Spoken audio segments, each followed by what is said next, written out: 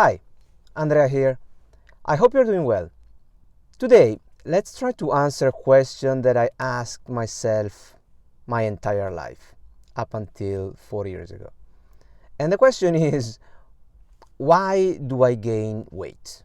Why do I store fat? And usually in my life it was, why? Why do I store fat? Why? I'm doing all the right things, all the things that they say that everybody does, and why? Why do I keep storing this fat?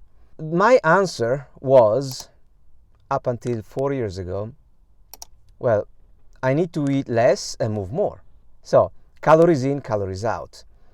And while that is kind of true, it's like the first law of thermodynamics, it's not enough. It's not enough to explain what's going on and to find a solution.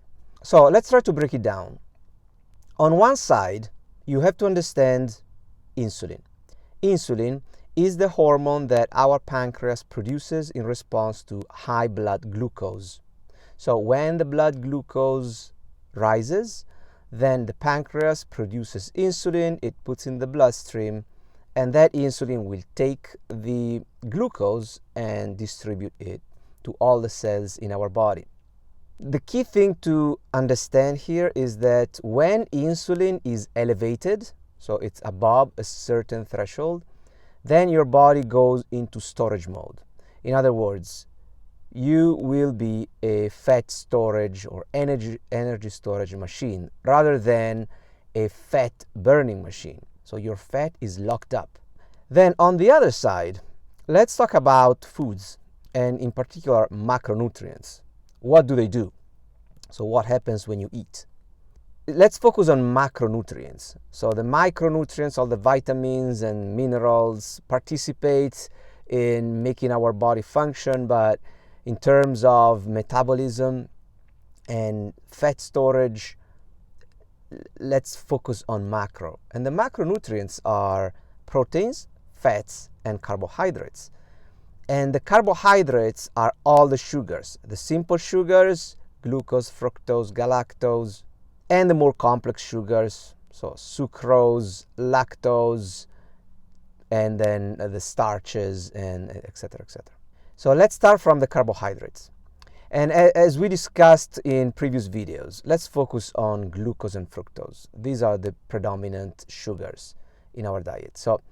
And those have two very different pathways in our metabolism. So let's focus on those two. And then all the complex carbohydrates are actually a combination of those two. When you ingest any carbohydrate that has glucose, example, bread, pasta, pizza, bagels, all the refined flours. So when you ingest glucose, then your blood glucose will rise. So your digestive system will take the glucose, put it in the bloodstream, and your blood glucose will rise. So guess what happens? Your pancreas will produce insulin. So your insulin will rise, your body will go into storage mode, and everything you eat together with that glucose will be stored as fat. And then it will take a little while for that insulin to go down. But in particular, when the glucose gets distributed around your body into all your cells, then your cells have a few choices. They can use the glucose immediately for ATP production, so for energy production. If the cell doesn't need to produce energy, then it will store that glucose as glycogen in the liver and in the muscles for later use. So glycogen is the storage mechanism in our body for glucose. If the glycogen stores are full, then all the remaining glucose will be converted into fat through a process called de novo lipogenesis. So that's the destiny of glucose carbohydrates. If you eat fructose carbohydrates, then that fructose can be metabolized basically only by your liver, or predominantly by your liver. So consider that 100% or close to 100% of that fructose that you ingest gets metabolized in your liver. Fructose can be used for energy in the same pathway as glucose, but if your diet is already full of glucose, then the body doesn't know what to do with that fructose, and it will go straight to de novo lipogenesis in the liver. So it will create fat in the liver, contributing to fatty liver and visceral fat, and indirectly to insulin resistance. Examples of foods with fructose. Any food that has sucrose, which is table sugar, has fructose, because sucrose is half glucose and half fructose. Fruit has fructose. Fruit has actually both glucose and fructose. All the ultra-processed foods, packaged foods, have fructose. They have table sugar or high fructose corn syrup. All the sodas, all those things have fructose. When you think about fructose, you should also think about alcohol. Alcohol, if you remember in the talk about alcohol, gets metabolized the same way as fructose in our body. So to make it short, it will go in the liver and it will be converted to fat, straight to de novo lipogenesis, fat in the liver and in your viscera. So to recap the carbohydrates, when you eat carbohydrates, a mixture of glucose, fructose, and alcohol, if you drink alcohol. So the glucose will raise insulin, so it will put your body in storage mode. It might create some fat because there is too much glucose and the body doesn't know what to do with it. The fructose, in the context of a high carb, high glucose diet, will go in the liver and produce fat in the liver. The alcohol, same as fructose, goes in the liver and produces fat in the liver. That's the destiny of the carbohydrates. What happens with fat? Part of the fat is used by your body for repair. Your brain, for example, needs a lot of fat and cholesterol to be healthy.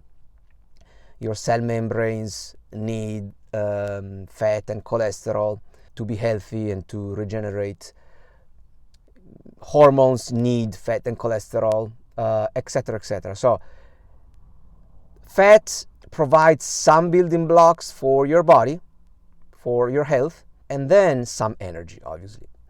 And that energy can be used immediately if your body is in low insulin conditions, or it can be stored directly into fat. So you eat the fat. If your insulin is high and you have no demands for energy, it will get stored into your fat cells. Okay, so that's the destiny of fat. Proteins will provide, similarly as fat, they will provide some building blocks for your body. So proteins get metabolized and absorbed as amino acids, and those amino acids will be used to build tissue, to repair, and to do a bunch of things in our body. For example, muscles. So if you want to maintain and build muscles, you need amino acids, so proteins. All the excess amino acids, so if you eat a lot of proteins, will be converted into glucose through gluconeogenesis. And then the glucose will go in the same pathway as the glucose that we discussed. So it will raise blood glucose, insulin will come in, and etc., etc. Just to summarize very, very quickly, on one side of things, you are locking up your body. You are locking up your fat with insulin. And on the other side, you keep providing energy and foods that get turned into fat. And because you keep ingesting foods that lock up your fat, so raise insulin, then you are always in storage mode. Whatever you do, you will keep packing up weight and your body will not be able to use your fat. It's pretty simple.